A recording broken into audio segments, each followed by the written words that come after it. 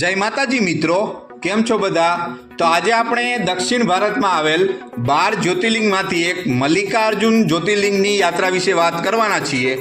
તો આજે આપણે જાણીશું કે ગુજરાતથી મલ્લિકાર્જુન જ્યોતિર્લિંગ જવું હોય તો કેવી રીતે જવું, જવા માટેનું સાધન શું રહેશે અને ત્યાં રહેવા જમવાની સગવડ શું છે, અને શ્રીશૈલમમાં આપણે કયા કયા ધાર્મિક સ્થળ ઉપર ફરવા જવું, આ બધી જ માહિતી હું તમને આ વિડીયોમાં આપવાનો છું.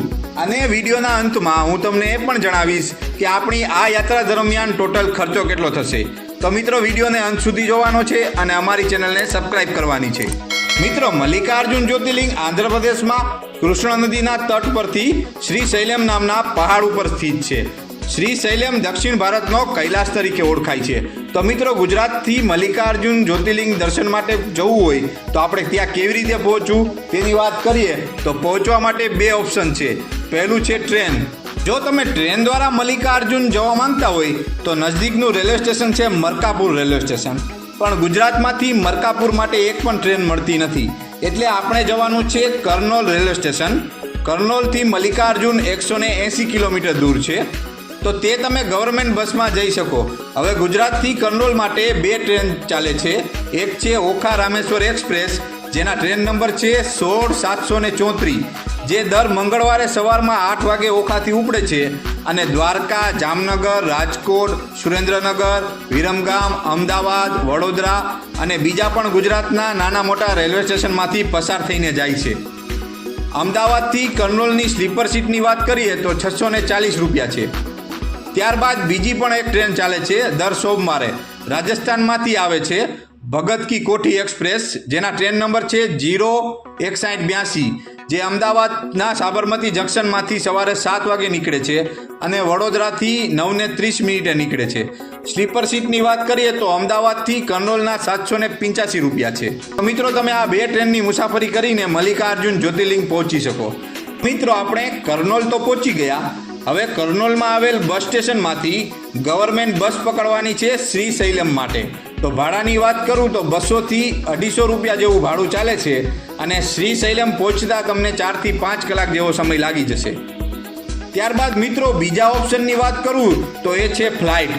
તો મિત્રો, તમે ફ્લાઇટ દ્વારા મલ્લિકાર્જુન જવા માંગતા હોય તો નજદીકનું એરપોર્ટ છે હૈદરાબાદ રાજીવ ગાંધી ઇન્ટરનેશનલ એરપોર્ટ. તો અમદાવાદથી તમને હૈદરાબાદની ફ્લાઇટ મળી જશે. ત્યારબાદ હૈદરાબાદથી શ્રીશૈલમ 260 કિલોમીટર દૂર છે, તો તે તમારે બસ દ્વારા કવર કરવાનું રહેશે. તો મિત્રો, આપણે શ્રીશૈલમ પહોંચી ગયા પછી ત્યાં રહેવા માટેની વાત કરીએ તો રહેવા માટે બે ઓપ્શન છે. એક તો છે શ્રીશૈલમ દેવસ્થાન બોર્ડ તરફથી એકદમ બજેટમાં ત્યાં રૂમ મળી જશે. 300 થી 400 રૂપિયામાં રૂમ પણ મળી જશે. અને હોટલ્સની વાત કરીએ તો હોટલ પણ ત્યાં ઘણી બધી ઉપલબ્ધ છે, તો તમે તમારા બજેટ અનુસાર હોટલ પણ બુક કરી શકો છો. ત્યારબાદ જમવાની વાત કરીએ તો શ્રીશૈલમ દેવસ્થાન તરફથી અન્નપ્રસાદ ભોજનાલય બનાવેલ છે, ત્યાં તમે એકદમ ફ્રીમાં ભોજન લઈ શકો. અને શ્રીશૈલમમાં રેસ્ટોરન્ટ પણ આવેલા છે, ત્યાં જઈને પણ તમે જમી શકો.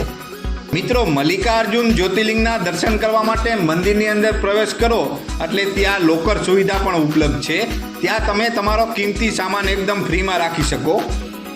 ત્યારબાદ મિત્રો, આપણે શ્રીશૈલમમાં બીજા દર્શનીય સ્થળની વાત કરતા હોય તો એમાં એક તો છે બ્રહ્મરંભા દેવી મંદિર, બીજું છે પાતાળગંગા, એક છે હાટકેશ્વર મંદિર, સાક્ષી ગણપતિ મંદિર. એના સિવાય પણ ઘણી બધી જગ્યા ફરવા માટે ત્યાં છે. તો મિત્રો, તમે તમારા ટાઈમ અનુસાર તમે તમારા એક દિવસના ટાઈમ કાઢીને તમે એ બધું આરામથી ફરી શકો. હવે મિત્રો, આપણે શ્રીશૈલમ યાત્રામાં ખર્ચો કેટલો થાય તેની પણ વાત કરી લઈએ. તો તમે 1 રાત અને 2 દિવસનો પ્લાન કરો અને ટ્રેન ટિકિટ, બસ ટિકિટ, રહેવા જમવાનું ને ટોટલ ખર્ચો ગણીએ 2500 રૂપિયામાં તમે આરામથી શ્રીશૈલમ મલ્લિકાર્જુન જ્યોતિર્લિંગના દર્શન કરીને આવી જશો. તો મિત્રો, અહીંયા આપણી યાત્રા સમાપ્ત થાય છે. તો મળીએ એક નવી યાત્રા અને એક નવા જ વિડીયોમાં. તો બધા મિત્રોને જય માતાજી.